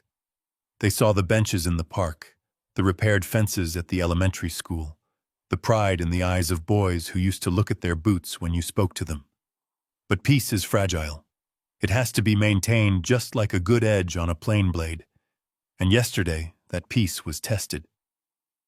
The call came at 2 in the morning. It wasn't the FBI this time, and it wasn't a greedy lawyer. It was Sheriff Miller, a man I had come to respect over coffee at the local diner. "Tom, I have Leo down here at the station," Miller said, his voice heavy with sleep and disappointment. There was an incident at the hardware store. Breaking and entering. My heart sank. Leo. The kid I had given the chair to. The kid who reminded me so much of myself and terrifyingly sometimes of Jason. He had been doing so well. He was my foreman now, helping the younger kids. "I will be right there," I said. I drove to the station, the truck heater fighting a losing battle against the 20 below zero night. My mind was racing. Was I a fool? Had I just replaced one ungrateful son with another? Was there something broken in me that attracted broken people? I remembered the nights I spent bailing Jason out of trouble, paying off his debts, smoothing over his mistakes, always believing that if I just loved him enough, if I just gave him enough, he would change. I walked into the station. Leo was sitting in a holding cell, his head in his hands. He looked up when I entered. He didn't have that arrogant sneer Jason always had when he got caught. He looked devastated. I asked the sheriff for a minute. He nodded and stepped out to get coffee. I stood by the bars. I didn't say anything. I just waited. I didn't steal anything. "Mr. Tom," Leo whispered, his voice shaking. "The alarm went off, Leo," I said. "You were inside." "I know. I broke the lock. But I didn't take anything. I put something back." I frowned. "You put something back?" He nodded, tears streaking his dirty face. "The new drills we bought last week. The Makitas. I took one home yesterday. I wanted to fix my mom's porch steps. She fell through them last week. I thought I could borrow it and bring it back before you opened up this morning. But then I got scared you would notice it was gone. So I tried to sneak it back in tonight. And I tripped the silent alarm." I looked at him. I looked for the lie. I had spent 40 years dealing with contractors, suppliers, and my own family lying to my face. I had developed a radar for it. I didn't see a lie. I saw a stupid, scared kid who made a mistake trying to help his mother. This was the moment. This was the crossroads. With Jason, I would have opened my wallet. I would have paid the store owner to drop the charges. I would have lectured him and then bought him a car to make him feel better. I would have robbed him of the consequence. I looked at Leo. "I believe you," I said. He let out a breath he seemed to have been holding for an hour. "So you will bail me out?" "No," I said. His head snapped up. "What? You broke a lock, Leo. You trespassed. You committed a crime. Good intentions don't fix a broken door." "But Mr. Tom, if I bail you out, you learn that you can talk your way out of trouble." I said, my voice hard, but not unkind. "You learn that rules don't apply to you if you have a sad story. I did that with my son, and now he is in a federal prison. I respect you too much to make you like him." I turned to the sheriff who had just walked back in. "Process him, Jim," I said. "Let him spend the night. Let him go before the judge in the morning." Leo gripped the bars. "Mr. Tom, please, I will lose my spot in the workshop." "You won't lose your spot," I said. "But you are going to work for free for the next month. And you are going to go to the hardware store owner, apologize, and fix that door on your own time with your own money." I walked out of the station into the freezing night. It was the hardest thing I had done in a year. Leaving him there, seeing the betrayal in his eyes, it hurt. But I knew that tomorrow, when he walked out, he would walk out clean. He would own his mistake, and that would make him a man. When I got back to the cabin, the sun was just starting to crest over the mountains, setting the snow on fire with gold light. I made a pot of coffee and sat on the porch wrapped in a blanket. There was a letter sitting on the small table next to my chair. It had arrived yesterday, but I hadn't opened it. The return address was a P.O. box in Terre Haute, Indiana, the federal penitentiary. The handwriting was Jason's. I picked it up. The envelope felt thin, cheap. I ran my thumb over the stamp. I could imagine him sitting in his cell writing this. I could imagine the tone. Was it anger begging blame? I thought about opening it. Curiosity is a powerful thing. Maybe he had changed. Maybe prison had done for him what I never could, forced him to look in the mirror. But then I remembered the diner. I remembered the look in his eyes when he tried to tackle me for the drive. I remembered the years of gaslighting, the subtle insults, the way he and his mother had slowly, methodically tried to erase me from my own life. Some bridges don't need to be crossed. They need to be burned so you can never go back. I stood up and walked to the wood-burning stove inside the cabin. I opened the iron door. The embers were still glowing red from the night before. I didn't tear the letter open. I didn't read a single word. I tossed it onto the coals. The paper curled, blackened, and then burst into a small, bright flame. I watched it burn until it was nothing but ash floating up the chimney to disappear into the Montana sky. I felt a weight lift off my shoulders, a weight I hadn't realized I was still carrying. It was the final tether, the last string connecting me to the man who was a victim in his own home. Later that morning, I went to the courthouse. I sat in the back row as Leo stood before the judge. He pled guilty. He didn't make excuses. He took his community service sentence with his head held high. When he walked out, I was waiting by my truck. He stopped when he saw me. He looked tired, scared, but he didn't look away. "I am sorry, Mr. Tom," he said. "I let you down." "You did," I agreed. "Now get in. We have a door to fix." We drove to the hardware store. I watched from the cab as Leo went inside, spoke to the owner, and shook his hand. I watched him get his tools from the back of the truck and start repairing the lock he had broken. I watched him work. He measured twice. He cut once. He sanded the wood until it was smooth. He didn't rush. He did it right. And in that moment, watching a 17-year-old boy fix his mistake with his own hands, I realized that my legacy wasn't the millions of dollars sitting in the bank. It wasn't the buildings in Chicago with my name on the cornerstone. My legacy was this. It was the ability to teach a boy that a man isn't defined by his worst moment, but by how he fixes it. My phone buzzed. It was a notification from the bank. The quarterly dividend from the remaining textile shares had just hit my account. $500,000. I looked at the number. It was just digits on a screen. I put the phone away. I rolled down the window and called out to Leo. "Hey, kid. When you are done with that door, we are going to your mom's house." He looked up, confused. "Why?" "Because you can't fix a porch with a drill," I said. "You need lumber, you need concrete for the footings, and you need a second pair of hands. I am not going to do it for you, but I will help you do it." Leo smiled. It was a real smile, tired but genuine. "Yes, sir," he said. I leaned back in the seat and closed my eyes for a moment, listening to the sound of the work. The scrape of sandpaper, the hum of the drill, the sounds of building. I am Thomas Caldwell. I am 73 years old. I have lost a family and I have found a life.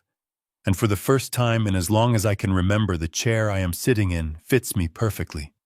I spent 40 years building skyscrapers, but it took losing everything to understand the most important blueprint of all. You cannot buy loyalty, and you cannot inherit respect. It has to be earned day by day, action by action. I thought my legacy was the name on a building, but I was wrong. A legacy isn't what you leave in a bank account. It's the skills you teach and the integrity you demonstrate when the world is watching. It is never too late to pick up the hammer and start over. You just have to be willing to sweep away the sawdust and build on honest ground. If this story resonated with you, if you believe that character counts more than cash, hit that like button and subscribe to the channel. And tell me in the comments, what is the one thing in your life you would never compromise on, no matter the cost? I read every single one.